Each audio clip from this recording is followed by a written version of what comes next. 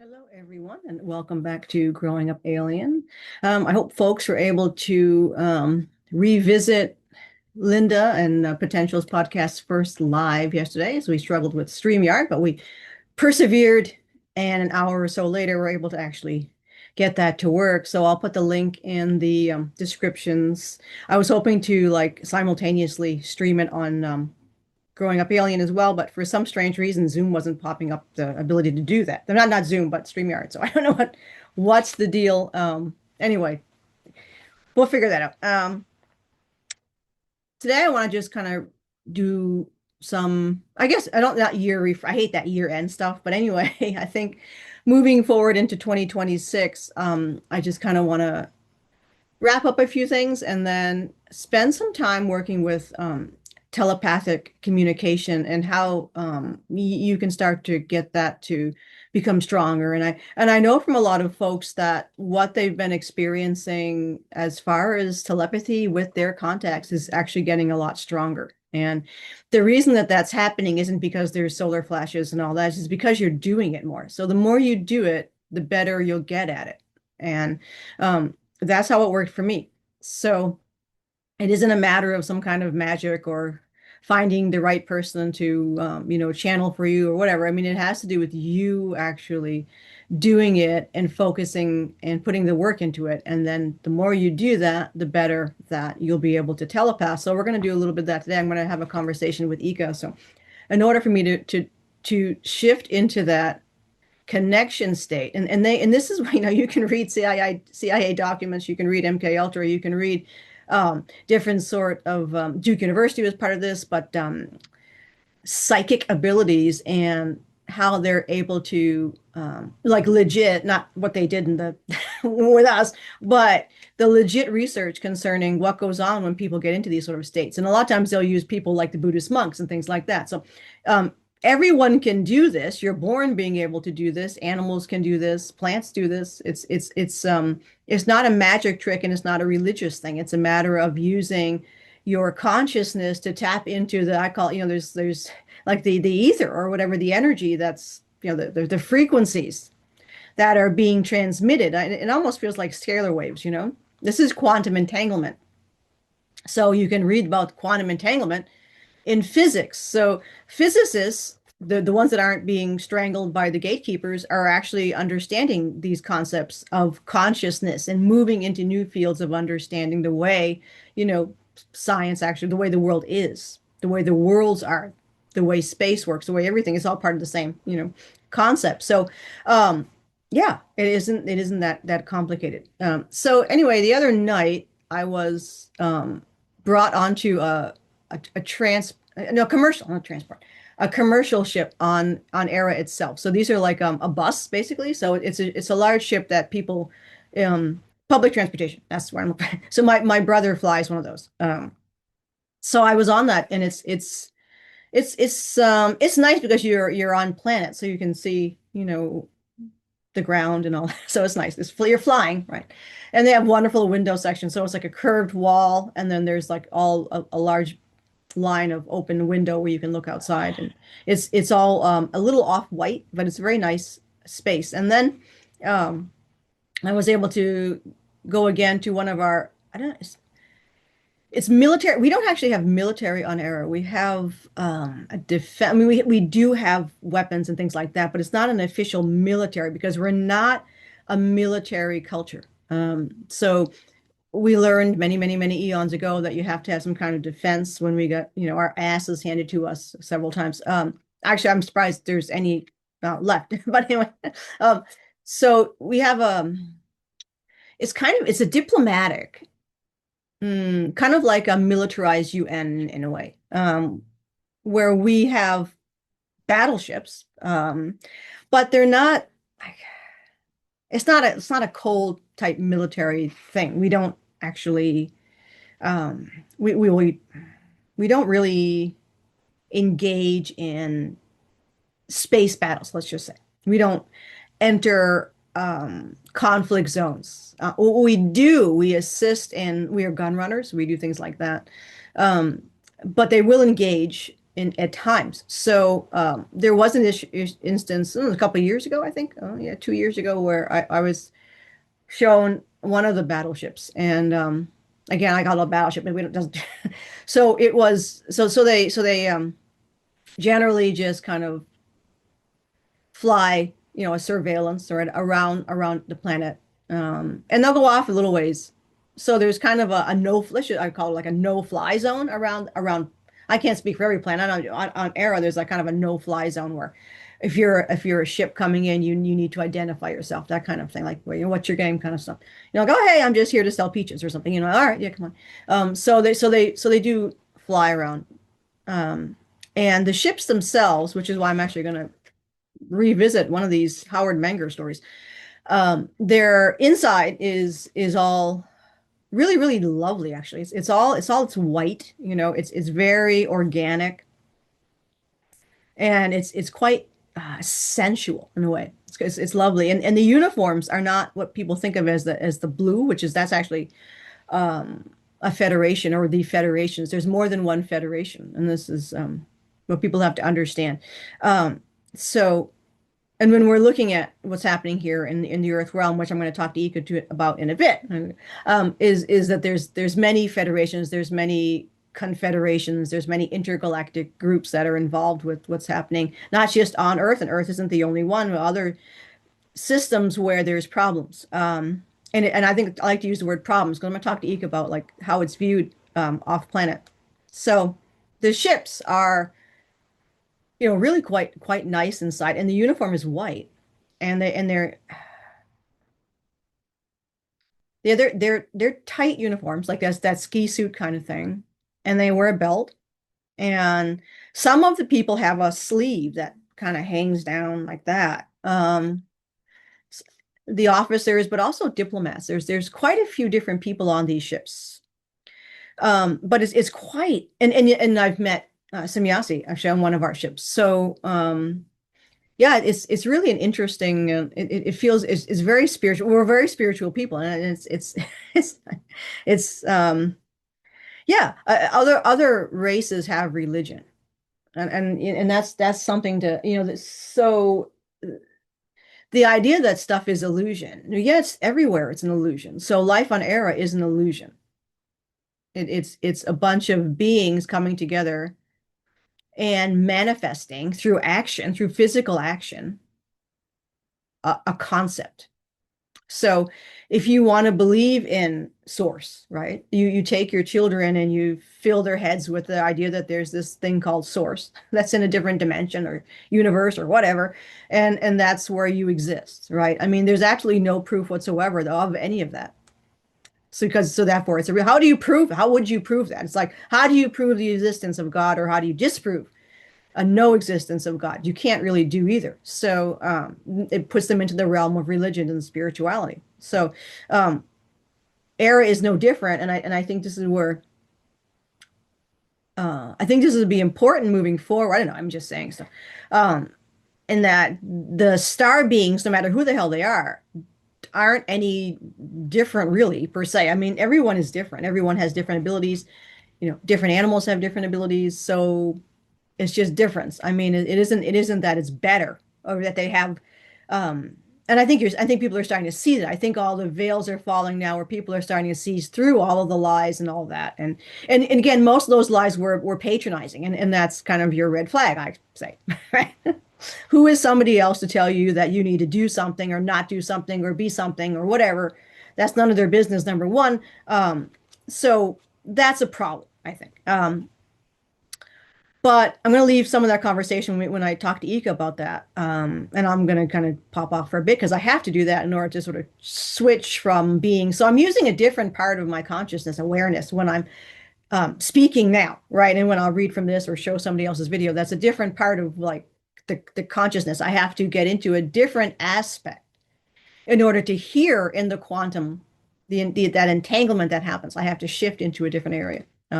And because the MyLab severely damaged my, cognition, right? It doesn't, so people shouldn't have to worry about that. And many of you have been damaged too by the MyLabs.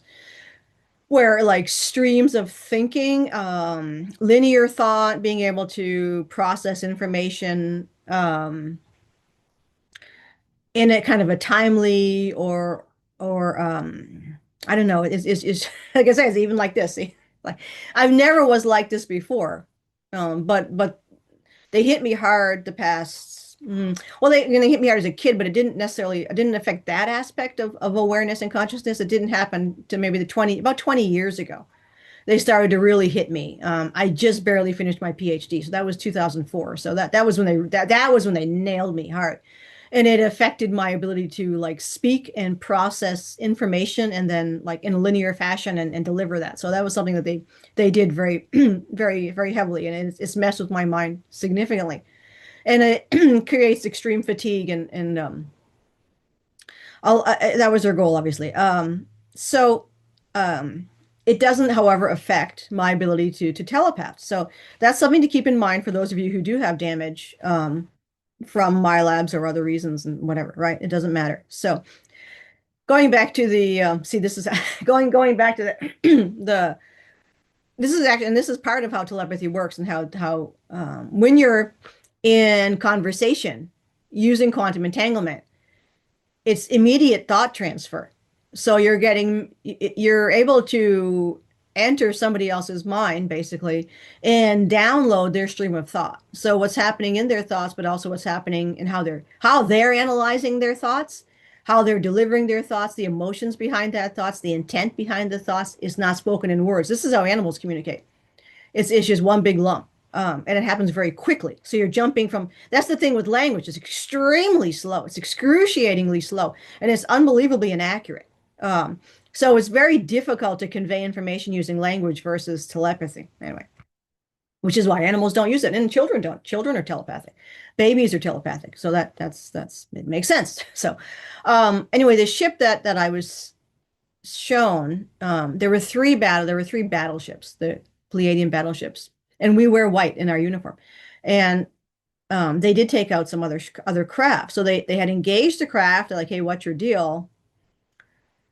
And that craft was basically, up yours, and it didn't move. It didn't move away, and it was very combative.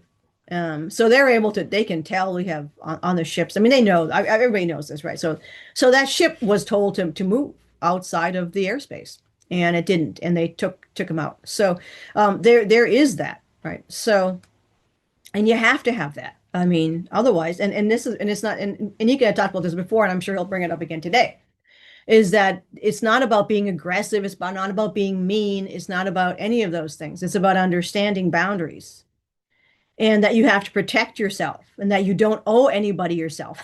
So it really lies in it. So the problem with some of the situations that happened to us on Earth, growing up here on Earth and experiencing school and all these kinds of different things, relationships with other Terrans who don't understand reality because they've been force-fed a programming, is that this idea of sacrifice. So this is, you don't sacrifice yourself. That's dumb. I mean, that doesn't, make any sense. I mean, because what'll happen is you have to understand that there are beings and energies out there that are predatory, we could call predatory in nature. So you're transmitting the fact that you're prey. And prey, particularly weak prey, attracts a predator. And if you're not able to create a defense, that predator will enter your realm. So we'll talk about that in a bit with Eeka. So, and these aren't conversations that he and I have. We have just domestic conversations. They're really boring, and sometimes they're silly well, mostly they're silly, right? Like mostly it's just babble. We don't talk about anything like this. So so that you guys get a special conversation. But anyway, I want to bring this up. So Howard Menger, it was in 1956, it was August of 1956, where he would call these field locations. So field location number one, field location number two, whatever. And that's where he would meet with these the visitors, and they would come down and they say, hey, Howard, can you meet us in an hour? And he would go. So, and one of the questions, why was he able to do this in the 1950s? Why were the craft able to land and talk with him physically? It's because they didn't have the capacity here yet in order to engage craft or to take down craft. So I'm actually going to show you a video after we have this conversation that actually will reveal what happens when these benevolent craft now enter airspace. They go too far, they go too low. That's when you'll start to see. So some people will notice this, that they'll see craft and it's quite low, and then they'll hear helicopters or they'll see fighter jets or some kind of military presence will come in after because they went too low.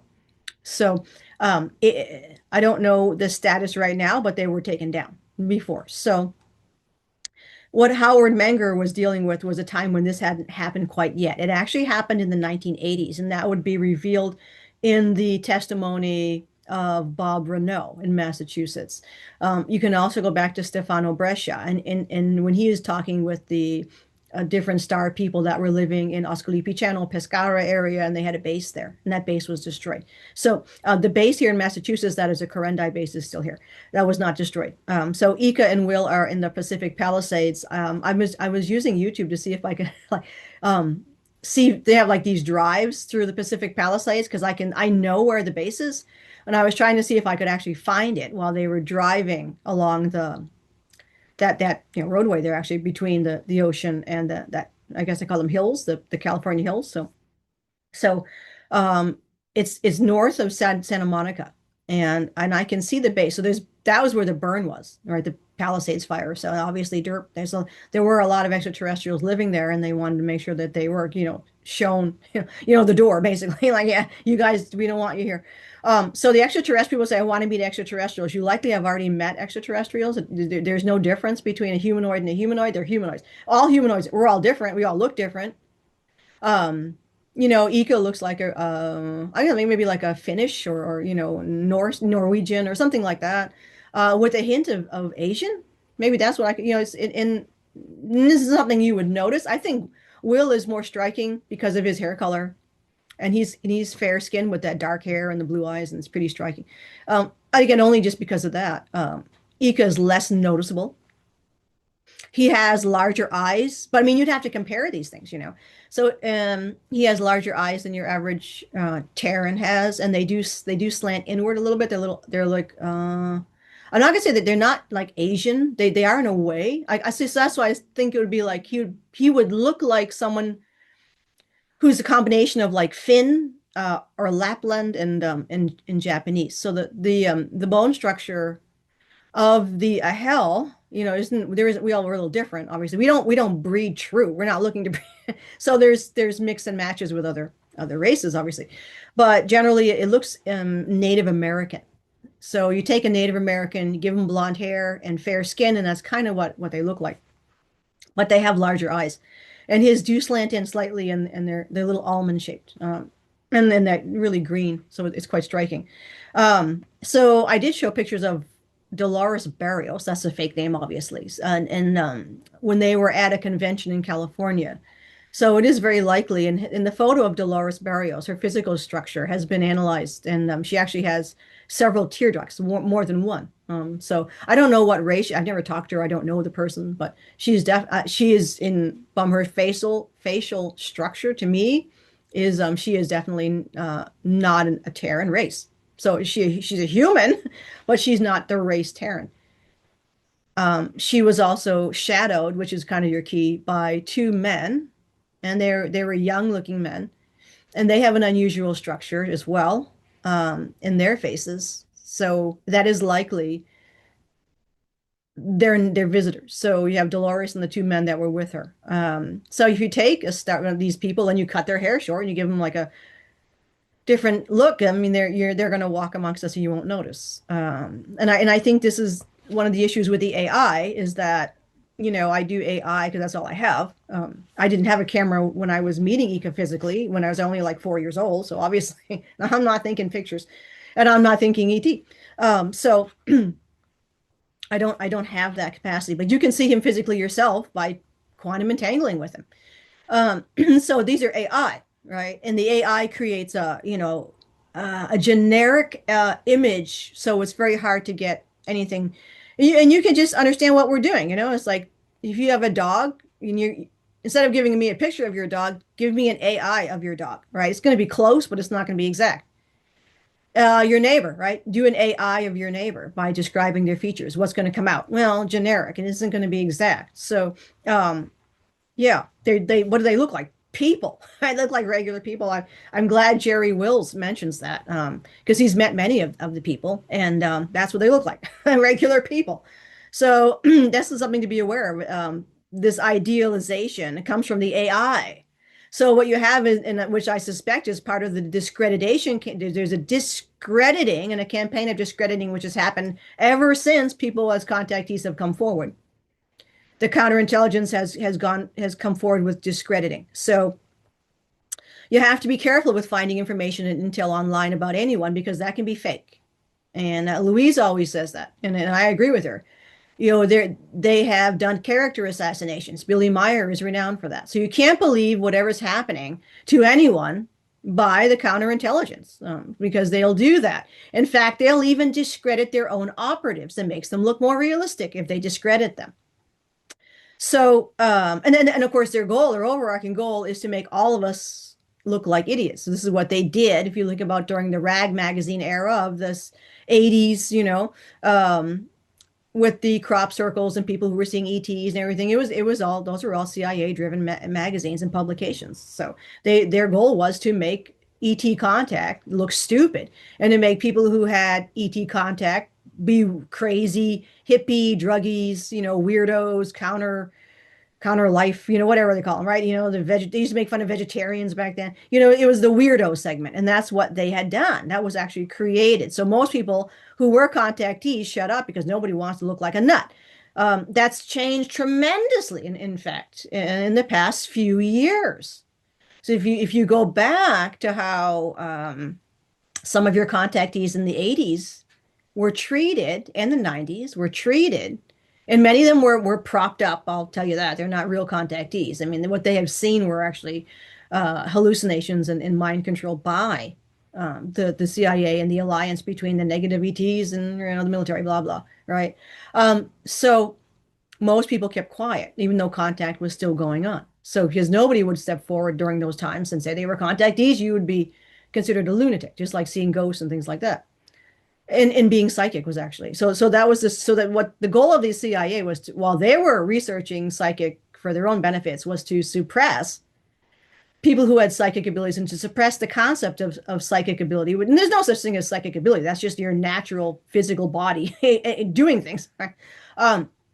In order to vilify it, make people not uh, access those parts of their actual physical sensory. It's part of your physical sensory system. It's not woo-woo, it's part of your physical sensory system.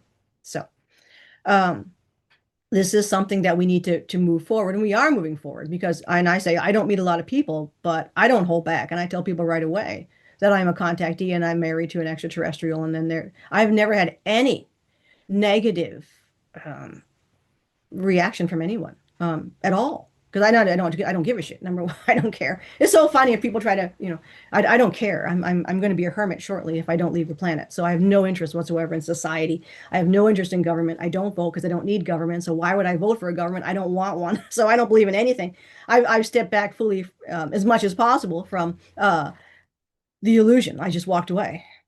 So I don't care what people think, and I'm not going to do anything anymore because I don't care. I guess, I'm just biding time till I get the hell out of here. So it's changed tremendously within the past couple of years, where this has become, and this is freaky for the bad guys, if you want to call them that, because now they're like, oh shit, they got to double down. But what's actually happening is everything that they try backfires. So even though they fed us a bunch of bullshit and we're still they're cranking bullshit out like crazy. And I think I don't blame people who are publishing all the bullshit. They may not have any other option, right? They've probably been given here's a deal you can't refuse kind of thing. Knock on the door. You got to start doing this, right? And there's other people who are just ignorant of the process and they don't understand that what they're actually getting is a V2K. They just don't know. And if you weren't in the programs, it's very difficult to differentiate between V2K and an actual telepathic contact.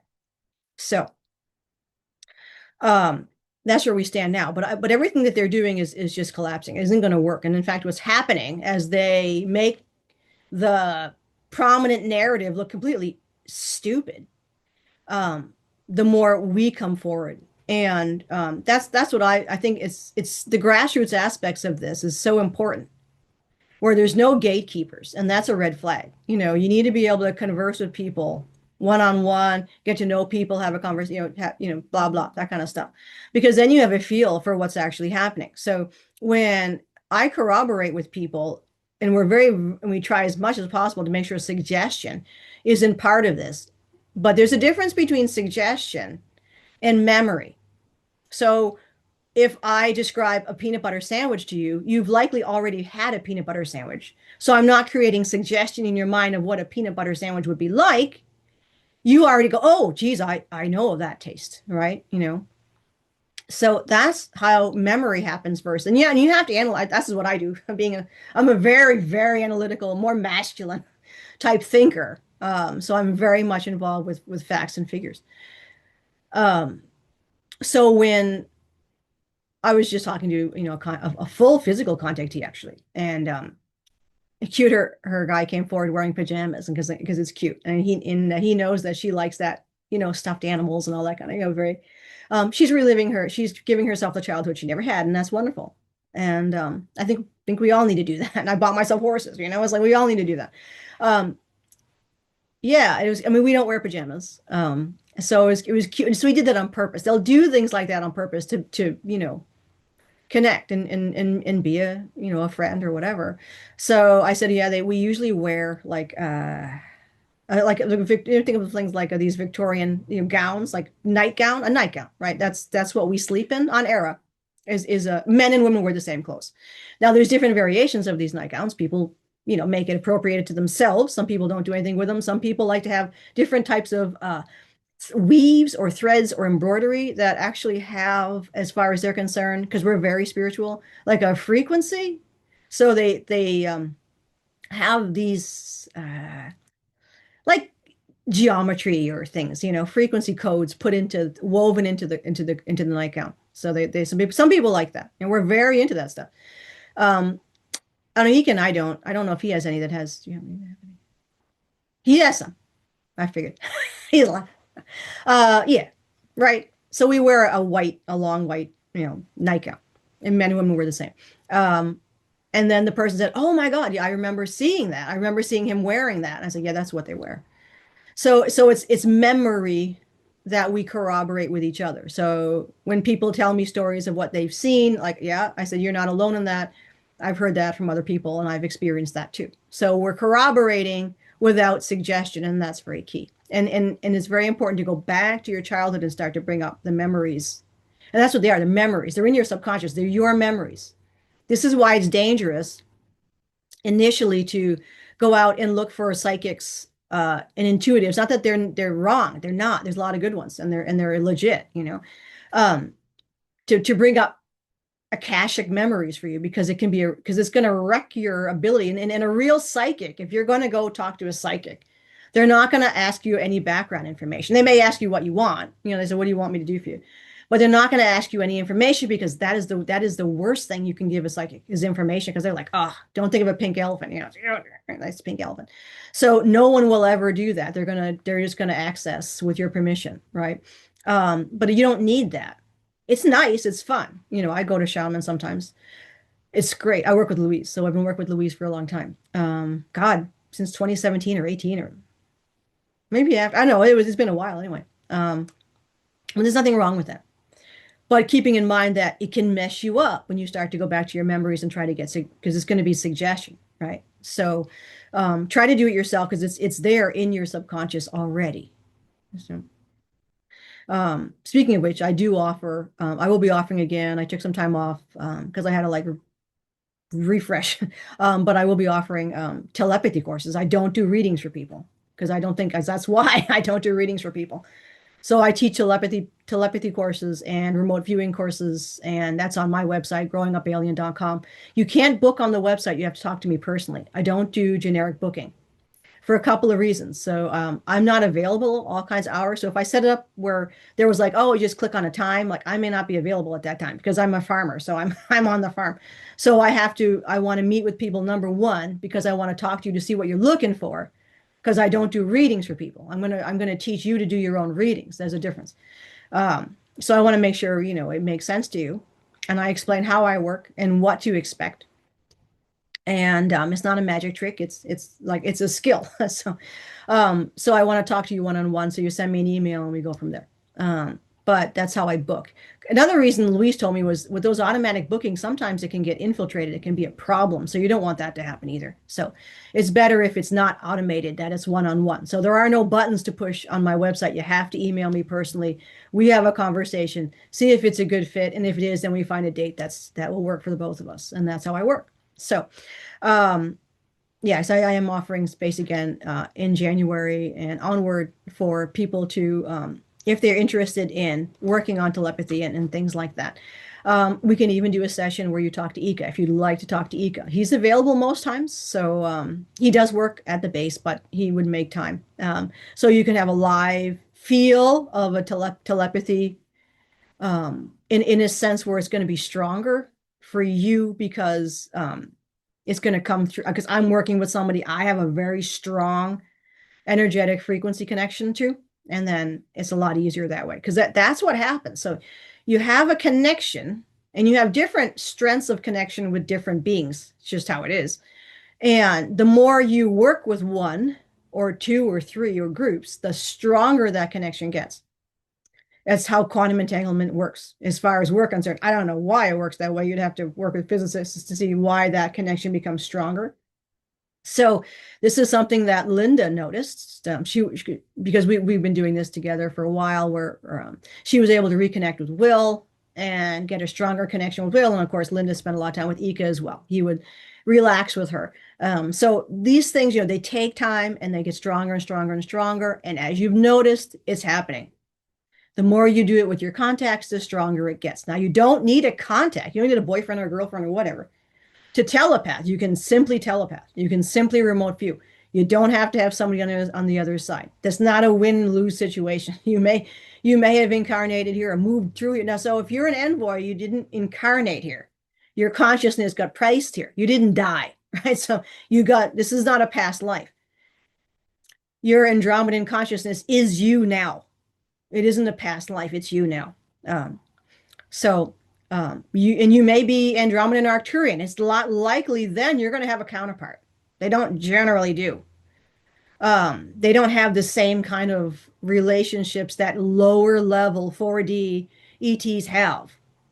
This is why you're going to see, why is everybody Pleiadian? Because the Pleiadians are low-level ETs. They're four-dimensional ETs. So they're, they still have romance. We still have drama. We still have human experience. So there's no difference between a Terran and a Pleiadian or an Ahel or a Tal.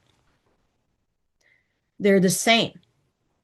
So you just have a different childhood. Now you can have a lousy childhood upstairs as well. It doesn't matter. So all these things resonate, which is why people will have contacts that are Pleiadian, Derp, or Venusian, same thing. Because you're experiencing a physicality that is similar. This is very different from someone who's an Arcturian. Not that they don't have marriages and things like that. They do, but it's very different. So they're not locked into these basically lower, if you want to call it that, as far as, I don't know. I mean, I always use that. More physical based type experiences is different, right? So that's why you can talk food with an Ahel. But talking food with an Arcturian is going to be different. I mean, you can, they do. It's just, it's not good. It's not really part of their thing, So, or if you're, working with benevolent grays or other types of beings like that, it's different. They're not going to have, they don't have food like we have food. So, yeah, it is what it is, right? So it's all relative according to your specific contact, what species or race you are. Now you can be there, just people like only the humanoids were here in envoys. That's not true. I don't know where that came from. We're not hybrids. You're actually taking a consciousness and inserting the consciousness into a different physical biological form. That can be done. It's done all the time. The grays do it, the reptilians do it. That's what the hybrids, hello, right? But you're not even doing that. You're not building a hybrid. You're taking consciousness and putting it into a biological form that is not hybrid. That is 100% Terran. I'm in a Terran body right now. as opposed to my Ahel body. It's not, they're both human bodies, but it's just a different race. That's all. So it's like somebody has a Japanese body, somebody has a German body. They're just different race. So they can do that. There are people who are reptilian. There are people here who are, inner earth. There are people here, they're of all different experiences. So that can be done. So your contact, it may be an inner earth reptilian, very ancient race. That might be what you are. So that's who you're going to see, and that's who you're going to experience. Um, but you know yourself. So don't listen to bullshit. Know within your own body, within your own memories, and within who's coming into you, who they are, and what, how, ask questions, right? Who are you? What, is there anything do I need to know? Or is there some, whatever? Ask the questions and move through. So Howard Menger was called out. It was August 1956, and he said this is one of the most memorable experiences that he's had with this star being. So this weird looking ship he hadn't seen before came down. It's like a scout ship, but it's a different kind of scout. And it lands, and the door opens, and two men come out wearing white tight ski suits. Two men, and they flank the entrance to the craft. This is a very small craft transport, and he's like, wow, this is different. He's never seen anything like this before. And then this man walks out. So they're kind of like security. And then this guy walks out, and he's tall and very handsome and long, almost white hair. And this is something Howard's never seen this before. And now I don't know why it didn't occur to me before, but it's like, oh, wait a minute. I think this might have been Ahel. I think he had a contact with us, where before he was meeting with Venusians. But now he's having contact with Pleiadian, with the Ahel Pleiadian. That's my suspicion here. So he waits again. Is obviously the two men come forward, and they flank the door. So this is military. This strikes. This is our military. And then that guy comes forward. So he knew this was different. This was unusual. There was something strange going to happen. So he says, then a magnificent sight appeared in the doorway. A tall, handsome man with long blonde hair over his shoulder stood towering at the entrance. He looked directly at me as he stepped out of the ship. Then he came toward me, but he seemed to float or glide rather than walk. And there is devices that you can use to do that, by the way. So his body appeared to be weightless. So when he was about 25 feet from me, he stopped, and I continued walking toward him. And it's not surprising. The Pleiadians like a grand. I mean, that's that kind of showy, that does resonate with what you would experience going to temples. I call them temples. I don't know what to call them. Healing temples. We have those. A lot of our buildings are very, kind of. We like nice stuff, and that kind of. I wouldn't call it mysterious, but really elegant. Really gives you a sense of, a little bit of bourgeois, right? We're very classy. I guess in that case, we can be again, when you're experiencing that elegance of the Pleiadian, of the Ahel, and the Tal as well, it's quite bourgeois. It's quite classy. And in our ceremonial clothes, Eeka likes to dress up. He likes to buy nice clothes. We like nice things. We like to have, great food. We like to experience the sensuality of all this with that hint of spiritual. And that's culture. That isn't anything different. So what he saw here was this guy, and there's a device that can be used to help you with that. Meton actually did this for Elizabeth Clare one night when he came. Her sister was there. And the ship lands, and he came, and he floats to them. So there's actually a device you can use that just creates a massless state in your body, and you can float. So that's what he's saying here. It isn't anything else. So they may use this, and this is something people need to understand. In some kind of a blue beam, your average person never saw this before. So that would be like, wow, magic. It isn't magic.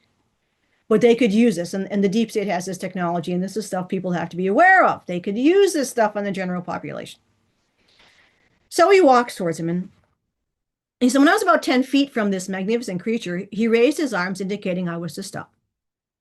The sight of the man thrilled me. He was dressed in a radiant white ski-type uniform, bingo, okay. Girdled about the waist with a white belt. The garment was tight at the ankles and wrists, yet the sleeves were full. It's kind of a onesie thing. Sometimes we wear a boot. You might see a boot as well on the uniform. And that it does signify rank. Okay. All right. I asked it's himself is here. Bored as hell. Anyway, he's bored. So the garment was tight at the ankles. So the neck was high, similar to that of a turtleneck sweater. Over the uniform, he wore a light blue. We do like that, light blue though. Fluorescent type cape. So the material glistens. If you've ever seen these people in their uniform, it has that glistening, almost glass-like metallic, and that's the fabric. So yeah. Of uniform, he wore a light blue fluorescent like cape fastened at the left shoulder with a gold pin in the shape of a wheel. All right. Slight enigmatic smile played on his lips as he looked at me. Oh, that's so them. This, come hither. Right. While the expression in his eyes was one of pure love and understanding. And that is something that the AI can't capture with Eeka, and is that he's just so sweet. Like it's in his features. I don't know how I can never get the AI to do this. And those of you who've seen him, you'll know and this is why I'm so attracted to him. It's such an innocence, such a safety, such a just sweet. Like he radiates this like lovely, sweet, like there's no words. So that's what you'd be looking for is that radiance of gentleness, just make you feel comfortable. And it's not arrogant at all. There's no arrogance whatsoever. And then some of these beings are so like, well, what humans would call handsome or beautiful in a woman. But the energy is just this motherly in that case. Sweet, like even some Yasi, and she can be a bitch, let's be fair. She likes that. She has a persona. But I mean her energy is, that's such a facade, when she's spicy and dangerous. And but you can feel in herself like just how sweet she really is. So that's something to look for in the real ones versus the weirdos. I mean, there's definitely they could be friendly and on surface, but there's something that's missing in their personality that you can feel. And this guy was awesome. So I suspect, and this is the guy that mentioned that we're 4D. And I agree with that. And he says the reason we're 4D is that objects are 3D. He says once you have motion, it's 4D. And that is 4D, actually. So people talk 3D, and there is 3D, but you're not in 3D. So that's one I have to, for me, that makes the most sense, that it's 4D. So, um, so this concept of moving into different dimensions is, a little sketch. So he explains it. This is the guy. He says, it has been stated by some of your great thinkers that time itself is the fourth dimension. Time is a condition of the fourth dimension because you cannot have time without motion, nor motion without time, and neither without thought. And I'm going to share a video in another podcast. It's Evan has a great interview. So I'll put a link in there now so you can watch it. But Evan has a great interview again with Sal Pais. And Sal's talking about time and controlling time. And he who controls time controls a lot. So that's the thing. When we're looking at time is a major player in energy, right? And in reality. And he's talking about that here. So you, as an expressing thinking being, are composed of both motion and time, making you a fourth dimensional thinking being. And I have to say that resonates with me 100%. Nothing we see with our physical eyes is truth, correct, right? And you go back into Feynman. So if I hold up this book and it looks like a book, but it's not a book, it's actually atoms, all composed, hanging out together, playing with each other. So this book is not dead. It's not a static thing. It's alive. It's conscious. Everything is conscious because everything is made of atoms. This is where the physics is going. So the book is like me. We're both atoms. We're both conscious. We're just conscious in different ways.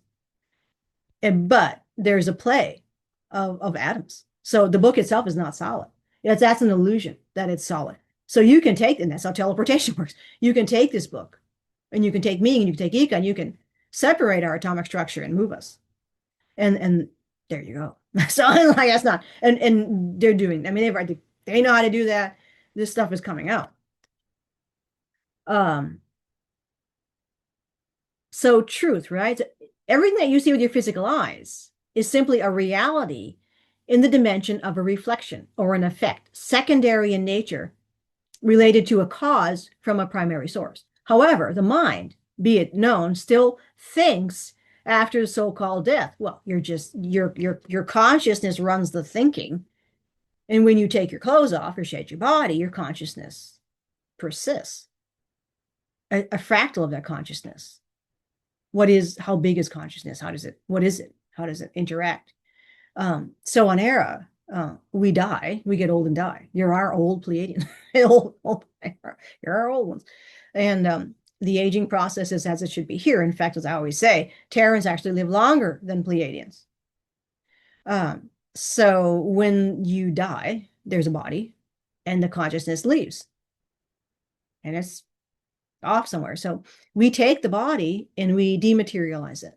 We deconstruct it the same way we deal with garbage. Not we don't have cemeteries. There's no point. Why would you have a cemetery? There's no point in having a cemetery. There's nothing there anymore. The body is nothing. It's just clothes.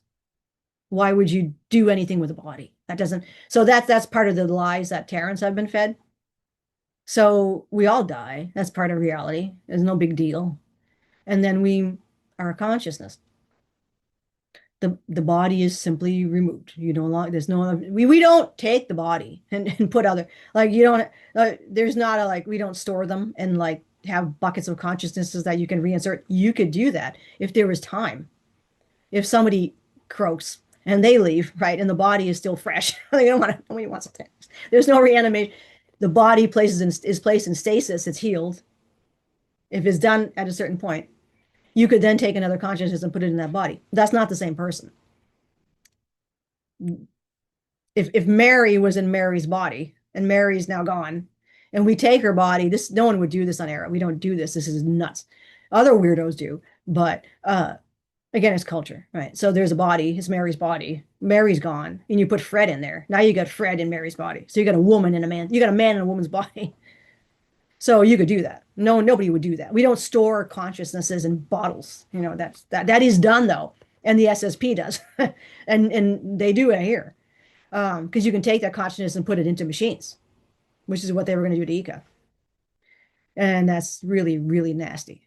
So it can be done. We don't do that because why would you do that? That's weird. That's stupid. That's nasty. So when somebody dies, they're dead. So even though we have serious injury, like what we call it, so a healing bed for serious injury or rare disease that can happen. It's rare. We have nothing like the diseases here. So there actually are ET living and working amongst you. I actually met a woman. I didn't really know her, but she came in. She has red hair. She was Ahel. She was cute, lovely lady, little round face, cute little thing. And she was really nervous because she had done all the training and she's coming down here. She's going to insert it. She's going to be inserted in her physical Ahel body into the human population. She was working in the medical field. That's what she did at home. So she had training to understand the medicine here, which is completely different. So they already understand biology and all that stuff, but it's just getting to know the different ways it's used here. So she's going to be working here in the medical field in a hospital. I don't know where she's going to work, whatever, something like that, as a technician, a nurse, a doctor. I don't know what she was going to do, but they do insert them. And and it said there are extraterrestrials doing all manner of work here, living next to you. They maybe have a house next to you. They may be in an apartment next to you. They may be driving the bus. They may be picking up your garbage. They may be serving you coffee. They may be in a hospital or medical setting. They may be servicing your computer. Whatever. They're all over the place. They're here in the thousands, hundreds, probably hundreds of thousands, working and living amongst us. And there was a case of the fellow in Italy who met these beings from Clarion. And the man who I talked to, he came through to me in a telepath. He's actually in Switzerland now, but he was a banker. in Italy. He works as a banker. So they have to move around because they don't age, but they are here and they've been here for a very long time. And you'll never know. Well, you'll know. Like they'll know, you know. It's one of those like, I know, you know, kind of thing. But yeah, they don't wear labels and they look like people. So anyway, she was very nervous about coming down here. So I'm like, oh yeah, yeah. I didn't want to, make it stink, but it's like, yes, it's you're, yeah. Anyway, an adventure. So she's here now somewhere. I haven't connected with her in years, actually. Wonder where she is. But anyway, there, right. This guy is explaining it.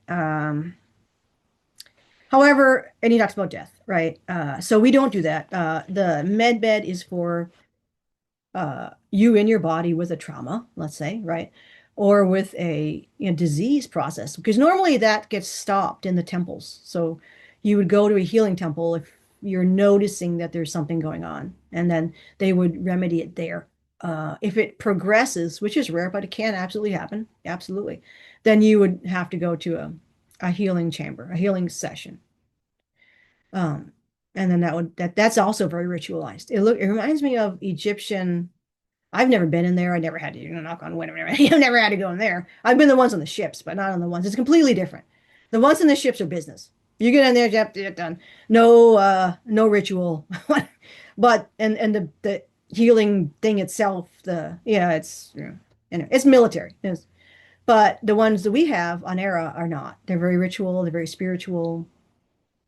People wear like these, like, oh God, the technicians, right? The medical staff, if you want to call them that. They have, they dress very nicely. They put you in like a ritual outfit. I've never had, like I said, I've never experienced this, neither has Eeka. He went in the med bed with the military. So that, here on Earth, he didn't go up because they just, when he was severely injured in the battle. But the ones there are ones we have on Era are very, very ritual based. So that's again, if somebody is injured or severely injured, that's where you would go to have, treatment. So we don't bring the dead there. If you're dead, you're dead. I mean, if you're severely injured and you die there, they'll, and your consciousness has not gone anywhere because there's a window. Then they'll, you're going to be, healed. So you can be like resuscitated basically, right? So that'll happen. But then that's just an idea of how we operate in our system. So yeah, the injuries. So I mean, I have talked to I mean, there's no difference, right? I have talked to dead people who are visitors, and they came in ghosts and spirit, whatever you want to call it. I have talked to them, and they always show you how they died, and that they're I don't know where they are actually. I don't know where spirit is, to be honest. It comes in. I never asked. Because I think it's I think they sent a construct that would make sense to us. So if you want to talk to say your great grandparent who's a tall Pleiadian that's passed, right? It's going to come to you in the consciousness that you would remember and recognize. I think that's what happens. I don't know. It's just something to throw away. So what he says, actually, my time is 10 to have some time. No, because we just sitting here like now. So he says this is the guy that Howard Menger was talking to. Some of your metaphysicians say that you are the sum total of what you have been in past expressions. This is highly inaccurate. You can only be the sum total of past experiences if you are fully aware of those experiences and lessons. This is what they did here. See, they separate. They made it seem nonsense so that people wouldn't remember past lives. Forgotten lessons cannot be added to the total one until one is made aware of them. You are never the sum total in any given dimension. Many of your population have voluntarily and reincarnated here on Earth from other planets of your own solar system to help in a plan which is universal in scope. They, on their previous planets, have expressed and experienced a much higher understanding of universal law. We have only begun to contact them and release them from a memory block due to the lower frequency of your planet Earth, which was faked, right? That was enforced. Nevertheless, we dare not interfere in the form of force or control in any way. And again, and that makes obvious sense. It would you can't use force against force. It has to be an assistance, a type of assistance. Now, this is in the 1950s. And again, you're looking at the nuclear situation that was happening that caused, in a way, because they were already in contact before, but sort of upped the interference from other places here. So what I want to do is, because I want to talk to Eeka about some of this, I'm gonna connect now. I mean, not in channeling, but I have to shift consciousness in order to be able to hear what he's saying. I mean, I can do it live. It's just not a lot. It's a little bit harder. So this is what you want to do is, and so I can feel him and I listen. So like I don't know how to, so I begin to shift my awareness from looking at a computer screen or reading a book. So that's what you do, right? You're going to read a book. You pick up a book, right? Oh, I read a book. So you shift your consciousness from you were just on a phone conversation or watching television. So you're shifting. Now you're not doing that anymore. Now you're going to read a book. So you take your mind. Your mind isn't still watching television, right? You're coming forward into the concept of this book. So you focus your awareness into words on the page, and you know when you get into a book, you immerse. So that's the same thing. You're just taking brain states, right? Consciousness awareness from one thing to another. And then you focus into what it is that you're doing. It doesn't involve ritual. It doesn't involve, I mean, it can be lovely. There's nothing wrong with that. You can definitely just do singing bowls or whatever, or get into a state of awareness. And that might be what you need to do to block out maybe stuff that's, swirling around your mind. So they have the same thing. Like, there's events and thoughts and things that are swirling around ET's minds, right? They're like, they're thinking about different things, just like you. There's no difference. There's no difference. So, so he's waiting. Like I said, he's waiting. He's not inserting into my consciousness that much because I'm focusing on something like this. So he'll just hold space. Sometimes he'll go off. Like he'll send his consciousness elsewhere. If he's bored. I feel him. He's bored. So he'll go off. Now they can operate because it's the same brain, right? So I mean they can operate their brain structures a little differently. So almost like when it's learning, I don't like to use the word, it's not intelligence because every being has its own intelligence. Animals are unbelievably intelligent, just a different kinds of intelligence. But if they were to learn something, and I mean like not using devices because that's something you can do, but like he could basically read a book like almost like that. So then people have seen that. Bill Tompkins saw that with the different star beings that they were working with, and the ladies that were there, largely the women, and the way that they would not only create things, documents or whatever, blueprints, but the way that they would absorb information was mind-numbing.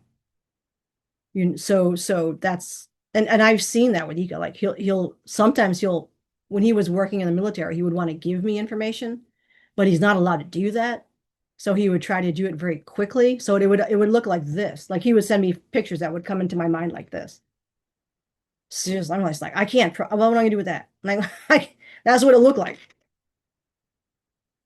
So I'm like, slow it down. And he's like, can't, because then they'll know. And then they already know. And he's like, I don't know, I want to see it. And so I was like, kind of like, so they process like so much faster. But you wouldn't notice that. And it's not something like when you're meeting that, like if you're with them, like it's just being with another person. And it's the energy that you feel isn't that. It's not an arrogance. It's not it's a gentleness. It's a friendship. It's a communion. It's like, and it's the best way is like, if you have an animal, a dog or something like that, when you meet a dog, there's a dog at the barn. Oh, I mean, every time we meet, it's like so cool. Like, oh, I'm so happy to see you. And he's so happy. We're so happy to see each other. It's like, it's just a really open, gentle, it's a relationship you have with animals, really. There's no agenda. You feel very safe. It's very nice, largely. So anyway, so what I do, we just do it briefly. He's like, what are we going to talk about? I'm going to ask a question. And we don't speak in Tommy. We speak in English together. I don't know why he just never speaks to me in Tommy.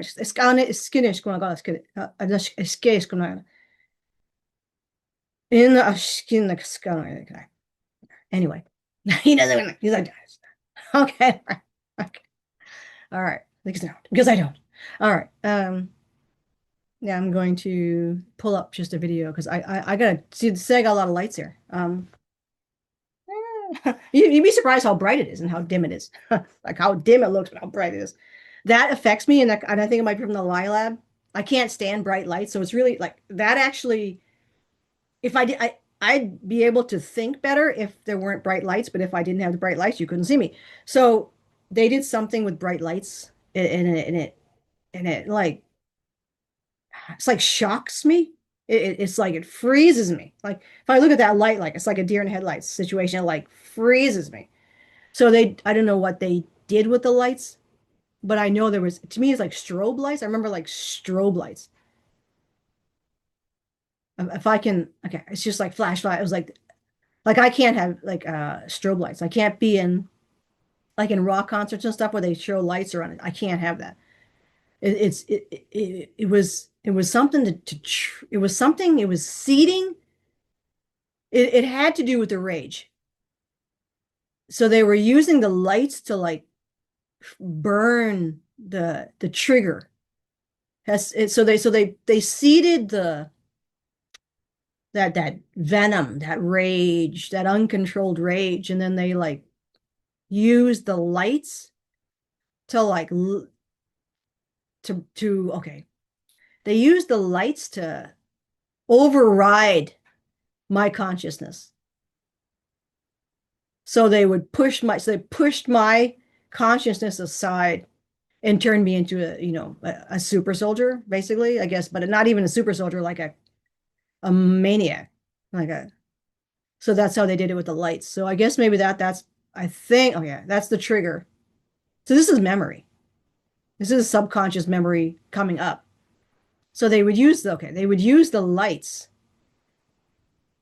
That was the trigger to turn me into that. All right, okay. That makes sense. So Eeka doesn't have memories of his abductions because he was drugged. So he'd have to remote view them. So he doesn't want to do that. And I don't think he's ready for that. So could he see what they did to him? Yeah, you could remote view it. But he has no actual memory of it because he was drugged. He was out. Milk of amnesia. So he would just wake up and not remember anything that they did. So I was able to remote view for him at levels that he was able to handle. And this some of the stuff we would do together where I would remote view. I'm like, okay, they frequency hit you when you were in your room. Then they drugged you because they didn't want you to wake up. So the frequency hits work a lot better in Terrans and in ET. So his body could be like, what the hell was that? And override it, and we would wake up. And they didn't want that. And I said, you didn't want that, and I didn't want that because they probably would have killed you because you would have freaked out.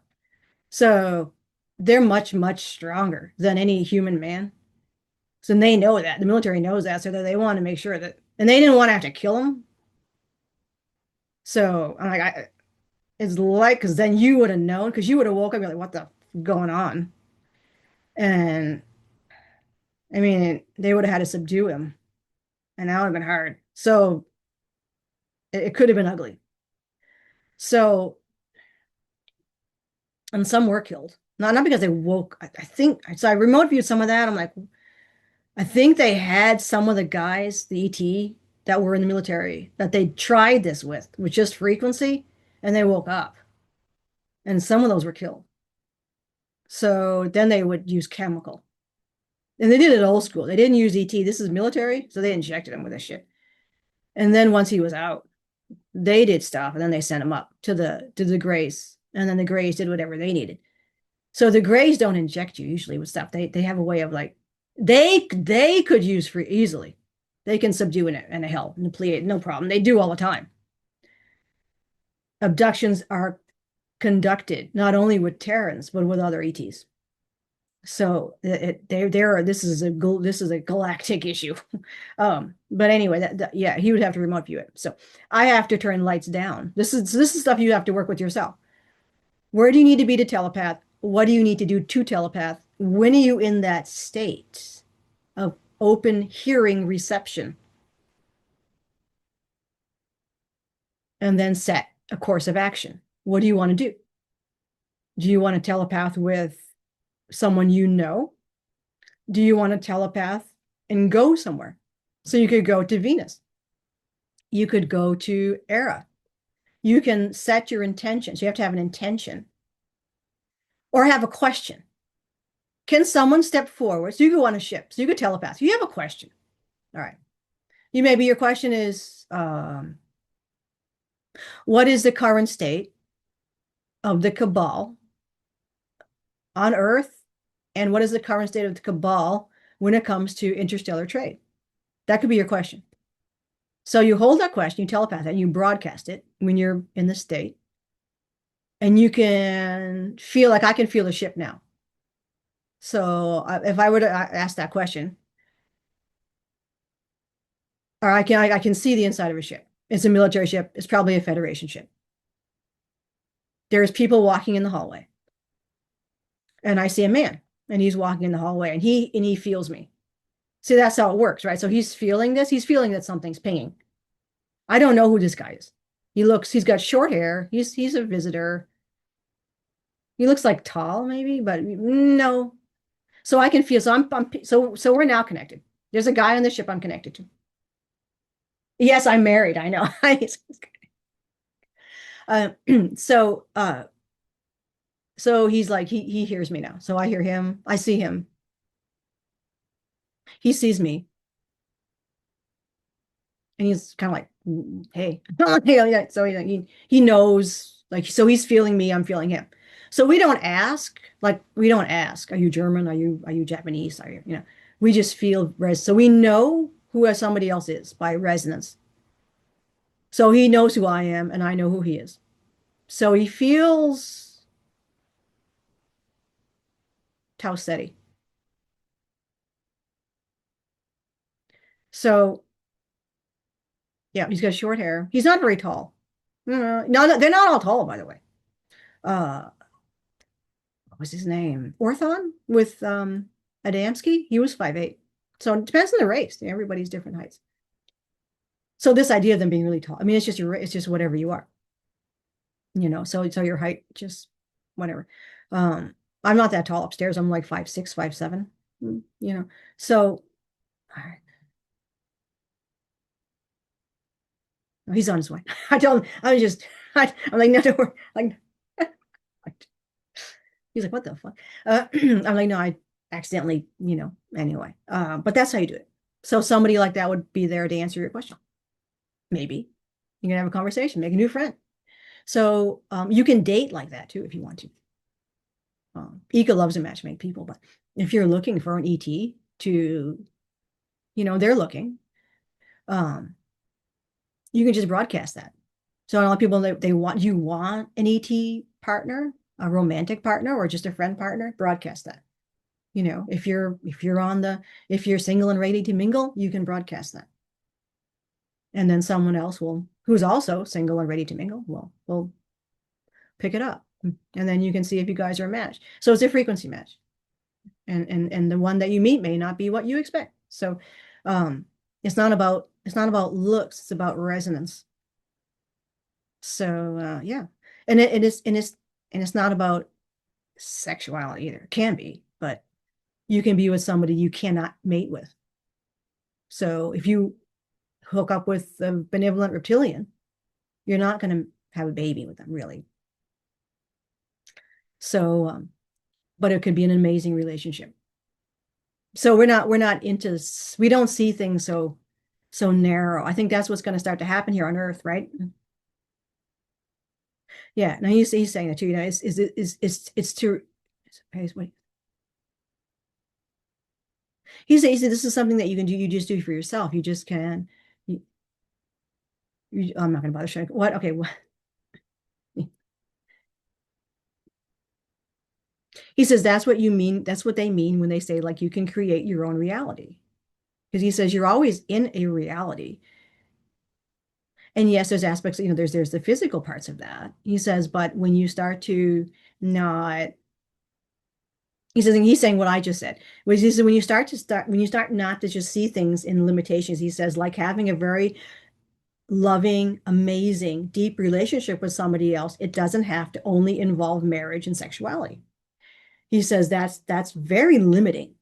And once you begin to, and he says, in fact, that's like, oh, he's the ass backward. I'm rubbing off the cart before the horse. Yeah, he says that's ass backward. He says that's not important. He says what's meaningful, what then he says will, and he says you can do this is simply by, he says expansion. And he doesn't mean that well, I mean, right? So he's trying to use words here to explain, but he just means just expand. So he says just imagine. Okay, so just imagine. Okay, if you're in a relationship now, and he says, and you can be the role model, he says, for a partner. And that's the best way to teach because no one likes to be lectured. No, we don't. You lecture. He lectures. You do lecture. He says, I need to be lectured. I need to be lectured. He says, but the thing, he says, so okay, if you're in a relationship now with a partner, he says, you can be the model for that. And it's going to require vulnerability. Where you, through demonstrating different behaviors, the way you interact with with your partner. He says, embody. He says, embody that which you want. What is it that you want? Number one, he says, you have to identify that. And he says, he doesn't want to be a jerk. I mean, but he senses that and he hasn't, what he's trying, and I know what you're, I know you don't want to come across as a jerk. I know they're not going to see it that way. He says, so oftentimes he says people get into situations or relationships, whatever that is, without identifying what they want. And if you don't identify what you want and you just jump into something, it's not necessarily going to be, he's like, it's like throwing darts. He says, it's not necessarily going to be what you want. That makes sense, right? All right. So he says, what is it that you want? Embody that. And I have to say, that's what he did. Because I had lost concept of love. Yeah, I thought that was a joke. I just, there's no such thing as love. So I was incredibly closed off, incredibly cold, analytical. I'd removed most of my emotion. But what he did was, and that's what he's saying, he came forward in full vulnerability. He's the one that restarted this relationship. And for those of you who are in relationships, you've noticed that this usually the ET that comes forward in vulnerability, and you can feel it. Do you still love me? And it's okay if you don't. Right? That's the difference between a love bite. They're going to come forward with that. So that's what he's saying. He's like, he says, so in order to get what it is that, he says, it's not so much even like, it's not a narcissistic thing. He says, it's not what you want from somebody else. He says, it's what you're going to create between the two of you. So there's something lacking between the two of you. And this other person isn't going to do it. And he's saying the lecturing to this other person, right, isn't going to do it. It's going to drive them further away because no one likes to be lectured to, even though I get lectured to. He says, so you need to be open up and vulnerable. And he wants to just say here, and because he understands Terrence, and he says, if you're in a dangerous situation, this is not what we're talking about here. We're talking about a safe situation with somebody that you need to be the teacher for so that you can show them. You have to show love. And that happens on a vibrational level. So you can show love by doing things, but it's not quite the same thing. It can be quite empty. Like a toaster does things for you. Your lawnmower does things for you. but that's not love. That's a lot. He's a lot more. So that's actually, he says that's actually what happens in many relationships is that they take the concept of doing literally, but it's not doing, it's being. It's doing and being in love. Similar to an ideal relationship between parents and a baby, right? So caring and doing for the baby is out of its deep love. That sensation, he says, is what you need to carry in you. So first you have to find this sensation, this deep love. And I asked him, I said, what if they don't know where it is? He said, you might have to imagine it with a, he says, really everyone at some point, this is where you do the deep dive, has experienced love. And it may go way back to being a baby, but he says it may be a relationship that you had in a very fleeting moment. It may be a relationship that you've had with an animal. Maybe a relationship you've had with a sport, he says. It may be a relationship you've had with an experience. He says, maybe when you drive, maybe when your favorite song comes on, when you've had your favorite food. He says, it's that. And he understands that, and this is kind of where this is part of the dilemma, and I guess just between me and him, in our conversations here with Earth, is the removal of these concepts like a proper childhood, right? What is like to be he's calling it like supported. So they've pulled that out. This concept of support has gotten pulled out. And love and support are intermeshed, he says. So that has to be reinstated. I'm not saying it will be. This is between, he says, this is just between me and him. I don't know what they're going to do. Neither of us do. Not a lot of ETs know. They're not going to have privy to what's going to happen here. I may save that. Actually, we're going to have a conversation on that about, we don't know, what's going to be done here, but he's just saying here, like, I always say the love desert. Yeah. He says, and he wants to say, make sure it's in a safe situation, because sometimes you may be with someone else, and that's not necessarily, he says, he's not condemning or judging. He says an observation. He says, you need to observe this other person that you're having a relationship with. This other person may not be capable, and they may actually be dangerous. So that's something to keep. He said that's a separate situation. You're not going to show vulnerability in love. He says you can, understanding what could happen in that kind of situation. It may be used against you. But he says in other situations, when you're in a safe but lacking, and he says it's not the lacking aspects. He says you need, okay.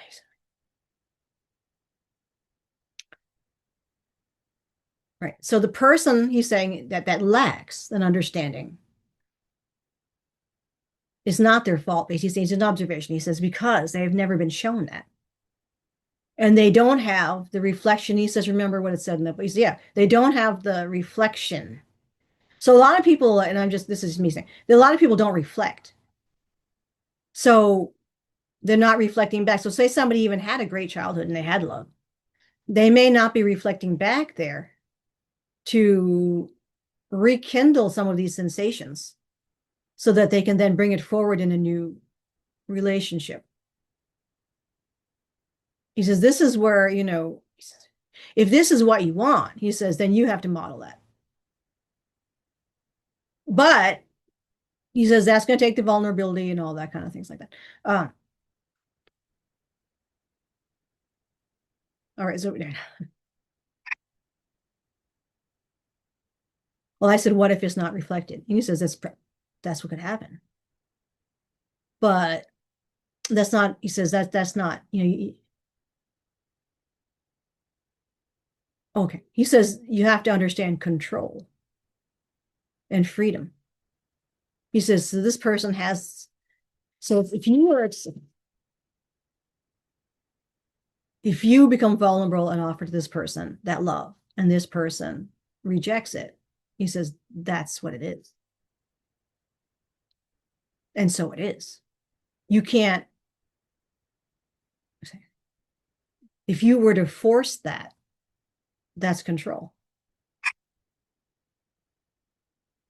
So you offer it, but that person has sovereignty to not meet it and to not accept it. And then he says, and that is correct. That is correct. Right? I said, that's the difference between, that's the difference between a love bite and real love. So when he stepped forward to me in vulnerability, I responded. I'm like, yeah, I want this.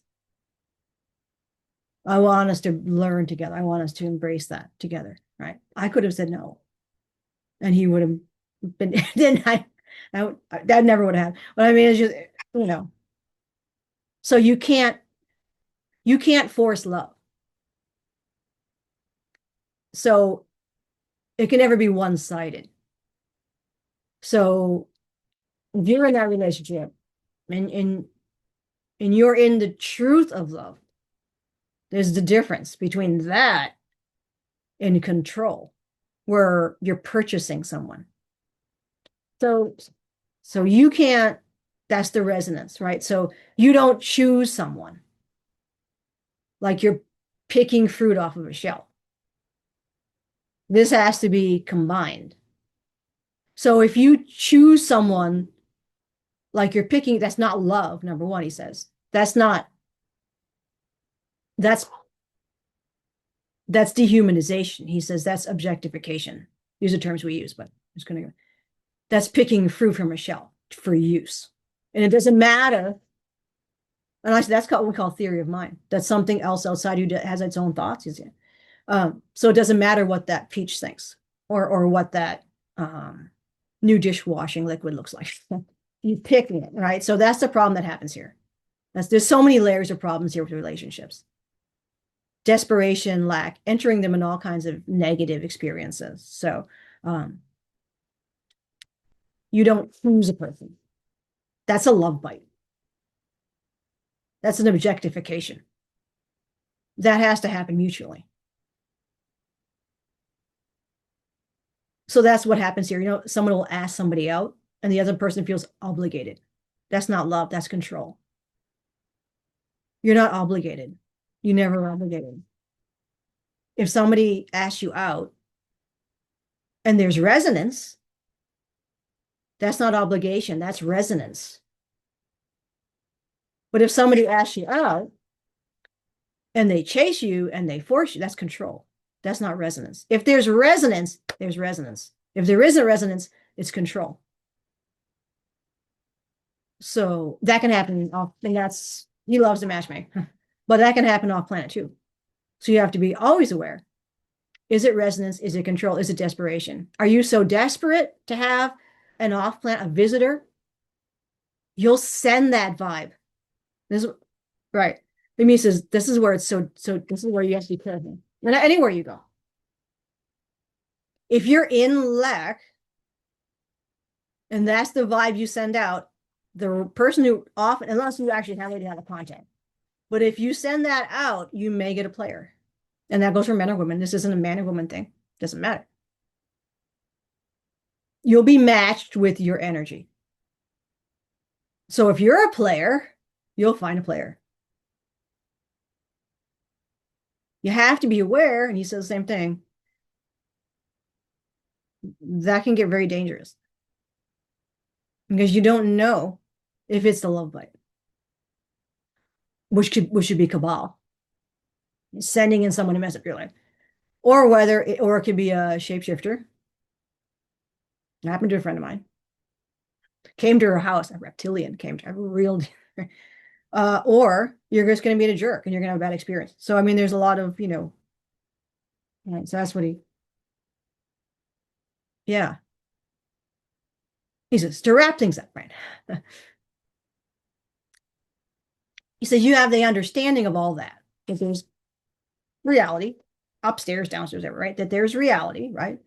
And then on the other side, because you gotta have your, because is this the boundaries? It doesn't mean you, so he says there's a difference between walking around in defensiveness versus walking around in the boundaries. So as you walk around with love, he says you walk around holding that, holding what you want to see in yourself as best you can, as obviously as best you can.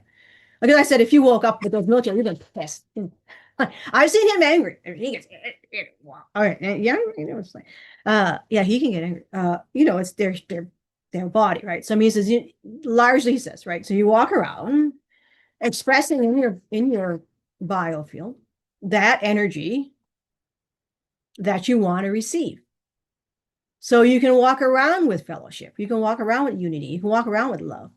He says, but you have a boundary because there's going to be people that are going to see that as a weakness, or or they want it. They're like a vampire, right? That's what you're saying. And they're going to want it. So you have to have a boundary. And we've all experienced, accidents when that happens where you don't have a boundary. And that's not their fault. That's your fault because you didn't have a boundary. So if you didn't have a boundary, right? So right. Like, yeah, he says it's like if you have a property and you don't want people walking in your flower garden, but you don't have a fence there, or you don't have a sign saying don't walk in the flowers. People are going to walk in the flowers, not because that being bad, it's because you didn't have a boundary there. They had no idea. So, but then also, right, other things, the damage could happen to the flowers if you don't fence them off, right? He's saying so. It's not about defensiveness. It's about being proactive. He's saying really in this case, and